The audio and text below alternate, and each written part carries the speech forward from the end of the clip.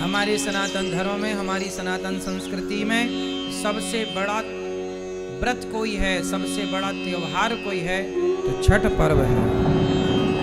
सबसे बड़ा व्रत है, सबसे कठिन व्रत है छठ पर्व। सबसे अधिक दिनों का है। हमारी सनातन संस्कृति में जितने भी व्रत हैं, कोई व्रत 1 दिन का होता है, कोई व्रत 2 दिन का होता है, पर छठ पर्व है जो 3 दिन और 4 दिन तक चलता है।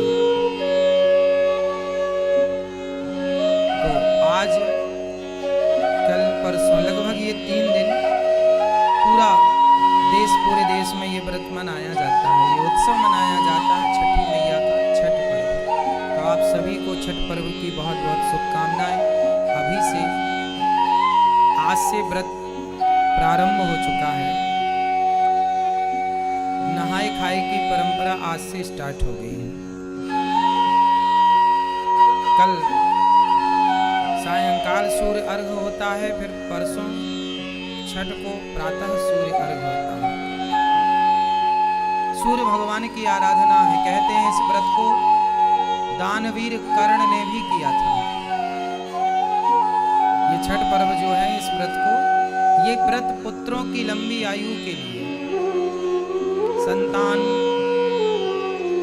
सुख के लिए, और घर में भगवान की, सूर्य भगवान की कृपा बनी रहे, भगवान की कृपा समस्त परिवार पर बनी रहे, धन धान्य से आप परिपूर्ण रहें, इसलिए ये व्रत किया जाता है। भगवान से धन मांगना चाहिए। हम तो आपसे, भगवान से प्रार्थना करते हैं कि प्रभु सबको बहुत धन दीजिए, आप सबको धन धान्य से भरिए। क्यों? आप लोग भी धन चाहते होंगे, हाँ या ना? आप लोग भी चाहते हैं कि आपको खूब पैसा मिले, खूब धन मिले। भगवान करे आपको खूब धन मिले, आपको खूब पैसा मिले, लेकिन बताओ कि आप उस पैसे का क्या उपयोग करेंगे? क्या उपयोग है पैसे का आप लोगों के जीवन में? यदि आपके पास बहुत पैसा आ गया तो आप क्या करेंगे? आप बताओ।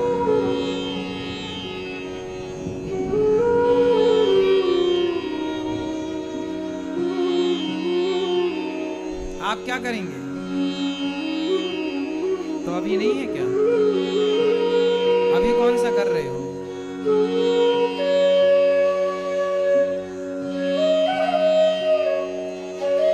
आज समस्या यही तो है कि आपके पास जितना है, आपको लगता है जब इससे ज्यादा आएगा तब सेवा करेंगे।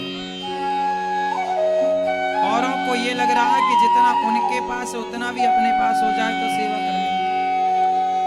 पर जिसके पास जितना है वो आगे देख रहा है, लेकिन वो कर नहीं रहा है।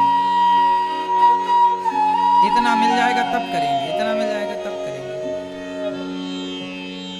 धन हमेशा उनके पास ही होगा जो इस विचार से धन कमाएगा कि हे प्रभु, जो भी मुझे प्राप्त होगा मैं उससे आपकी सेवा करूंगा, तब तो आपका धन कई गुना बढ़ जाएगा। लेकिन आज व्यक्ति को पैसा मिलता, आज का व्यक्ति कमा क्यों रहा है? खाओ पियो मौज करो, इसके लिए। आज लोग क्यों कमा रहे हैं पैसा? बड़ी गाड़ी में घूमने का शौक है, बड़े बंगले में रहने का शौक है।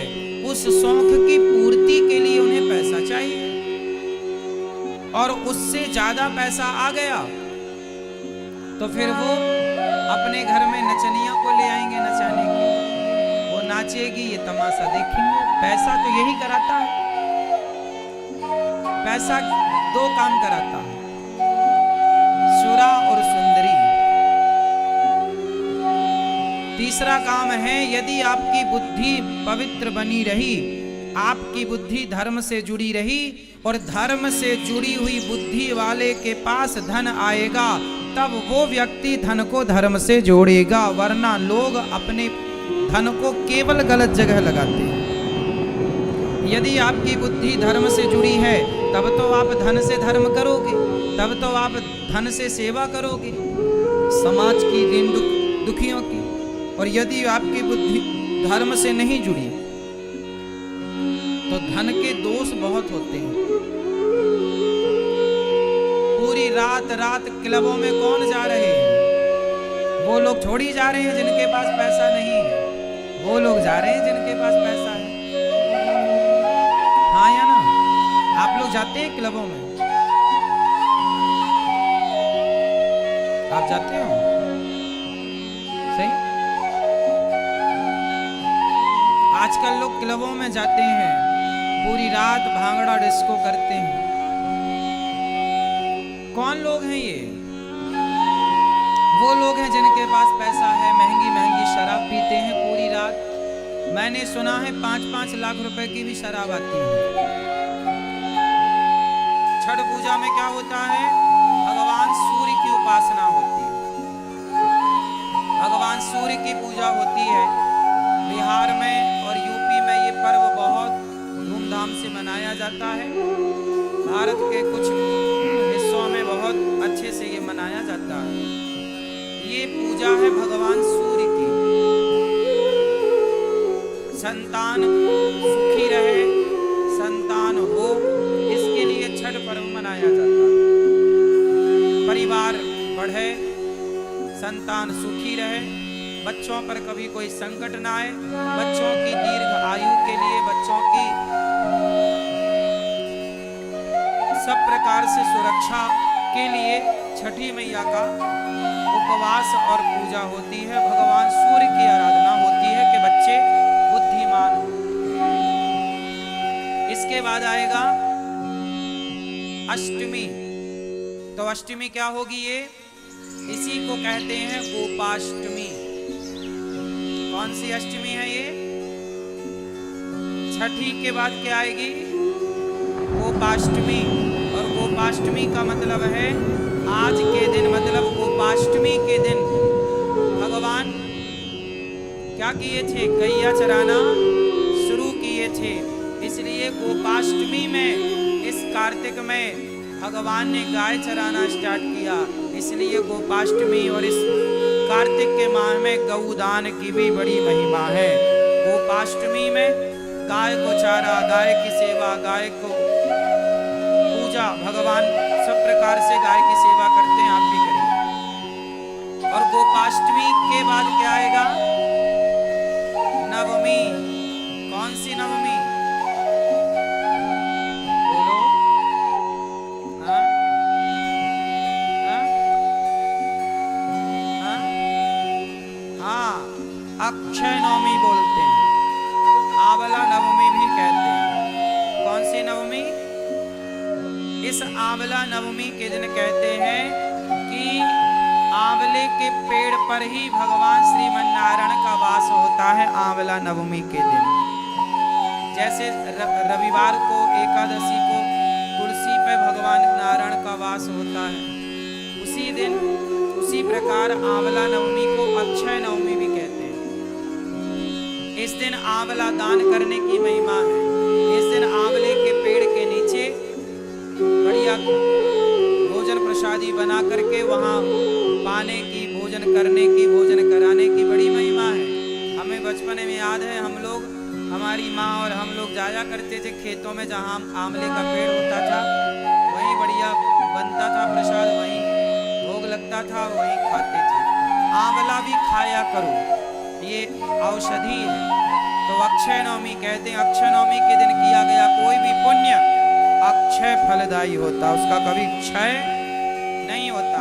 तो आंवले का पेड़ घर में लगाइएगा और आंवले की पूजा करिएगा। देखो हमारे जो त्योहार हैं कितने वैज्ञानिक हैं कि हम लोग पेड़ पौधों की पूजा करते हैं, आंवले के पेड़ की पूजा, ये प्रकृति की पूजा है। फिर आएगी एकादशी। कौन सी एकादशी?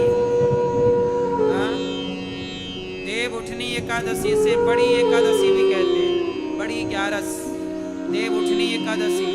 इस एकादशी के दिन ही भगवान श्रीमन्नारायण का, भगवान शालिग्राम जी का तुलसी जी के साथ विवाह होता है। तो आप लोग भी विवाह करिएगा, यहाँ होगा, आप लोग सब दर्शन करेंगे।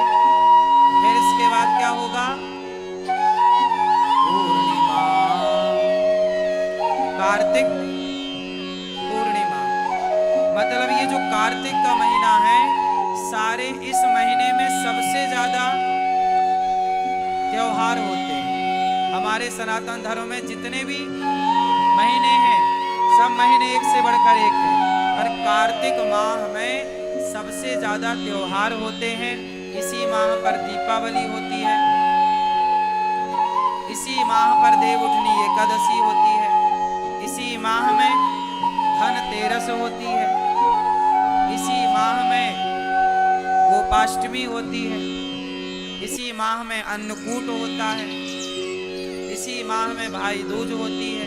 तो एक माह में इतने सारे पर्व, इतने सारे त्योहार। यदि ये सवाल कोई आपसे पूछे कि हिंदू धर्म में, सनातन संस्कृति में वो कौन सा महीना है जिस महीने में सबसे ज्यादा त्योहार होते हैं, तो आप कह सकते हैं कि कार्तिक का माह है वो, जिसमें सबसे ज्यादा त्योहार होते हैं। और सभी त्योहारों की अपनी अपनी विशेषता, सबकी पुरानी पौराणिक मान्यता है। तो कार्तिक का माह वैसे ही पवित्र है। ये व्रत का इस माह में कहते हैं तीर्थों में स्नान करने का बड़ा महत्व है। आप लोग वृंदावन में हो तो यमुना जी ही स्नान करने जाया करो। क्यों? कहते हैं कि इस माह में ही एक राक्षस ने वेदों को जल में छिपाया था। कहते हैं कि कार्तिक माह में वेदों का वास जल में होता है। कहाँ होता है? वेदों का वास कहाँ होता है? तीर्थों में, नदियों में। जितने हमारे तीर्थ नदियां हैं, जलाशय हैं, उनमें वेदों का वास होता है। इस महीने में वेद जल में शयन करते हैं, जल में वास करते हैं। तो वेद जब वास करते हैं तो कहते हैं कि जब आप जल में, तीर्थों में स्नान करते हैं तो आपको वेद माता की कृपा प्राप्त होती है। और वेद कृपा करते हैं तो आपका ज्ञान